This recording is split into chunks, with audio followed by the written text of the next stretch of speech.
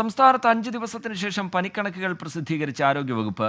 പനി ബാധിച്ച് ഇന്നലെ മാത്രം ചികിത്സ തേടിയത് 11,438 പേരാണ്. മലപ്പുറം ജില്ലയിലാണ് ഏറ്റവും കൂടുതൽ പനിക്കേസുകൾ റിപ്പോർട്ട് ചെയ്തിരിക്കുന്നത്. MG പ്രതീഷ് ചേരുന്നുണ്ട് വിവരങ്ങളുമായി തിരുവനന്തപുരത്ത് നിന്ന്. പ്രതീഷ്, ഈ 5 ദിവസത്തിന് ശേഷം കണക്കുകൾ വരുമ്പോൾ നേരത്തെ പ്രതിദിന രോഗബാധിതരുടെ എണ്ണം 10,000-ലധികമായിരുന്നെങ്കിൽ ഇപ്പോഴത് 11,438 എന്ന നിലയിലേക്ക് ഉയർന്നതായി മനസ്സിലാക്കുന്നു. വിവരങ്ങൾ എന്താണ് പ്രതീഷ്?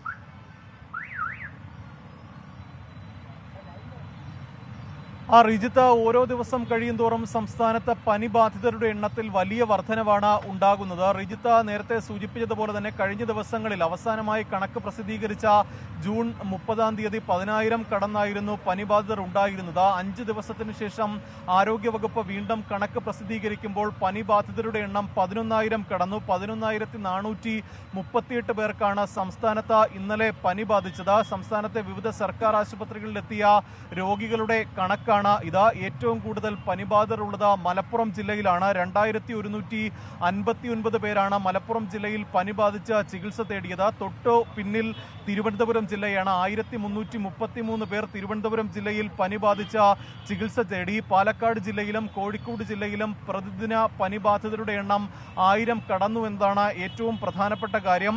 ഒപ്പം 109 പേർക്ക് ഡെങ്കിപ്പനി ഇന്നലെ മാത്രം സ്ഥിരീകരിച്ചുവെന്നും ആരോഗ്യവകുപ്പിന്റെ ഔദ്യോഗിക കണക്കുകൾ വ്യക്തമാക്കുന്നു. ഇതിൽ 330 പേർക്ക് ഡെങ്കിപ്പനിയും സംശയിക്കുന്നു എന്നതാണ് ആരോഗ്യവകുപ്പ് പറയുന്നത്. 3 പേരാണ് ഇന്നലെ പനി ബാധിച്ച് മരിച്ചത്. ഇതിൽ 2 പേർ H1N1 പനി ബാധിച്ചും ഒരാൾ എലിപ്പനി ബാധിച്ചുമാണ് മരിച്ചിരിക്കുന്നത്. എന്തായാലും വലിയ ജാഗ്രത വേണ്ട സമയം കൂടിയാണ്. കാരണം ഈ കണക്കുകളിൽ നിന്ന് തന്നെ വ്യക്തമാകുന്നത് വലിയ തരത്തിലൊരു ഹൈക്ക് ഈ പനിബാധിതരുടെ എണ്ണത്തിൽ ഉണ്ടായിട്ടുണ്ട്. ഒപ്പം ഡെങ്കിപ്പനി കേസുകളും എലിപ്പനി കേസുകളും സംസ്ഥാനത്ത് വർദ്ധിക്കുന്നുണ്ട്. മലബാർ മേഖലയിൽ മഞ്ഞപ്പിത്തവും പിടിമുറുക്കുന്ന ഒരു സാഹചര്യം ഉള്ളതുകൊണ്ട് തന്നെ പ്രത്യേക ജാഗ്രത വേണമെന്നതാണ് ആരോഗ്യവകുപ്പ് നിർദ്ദേശിക്കുന്ന കാര്യം. ബന്ധപ്പെട്ട അതായത് ഏതെങ്കിലും തരത്തിൽ പ്രായമായവർ, ഗർഭിണികൾ, കുട്ടികൾ ഇവരൊക്കെ തന്നെ ഈ പനി ബാധിച്ചു കഴിഞ്ഞാൽ ഇത് സ്വയം ചികിത്സ ഒഴിവാക്കി ആശുപത്രിയിൽ തന്നെ ചികിത്സ നേടണമെന്ന നിർദ്ദേശമാണ് ആരോഗ്യവകുപ്പ് നൽകുന്ന കാര്യം. ഈ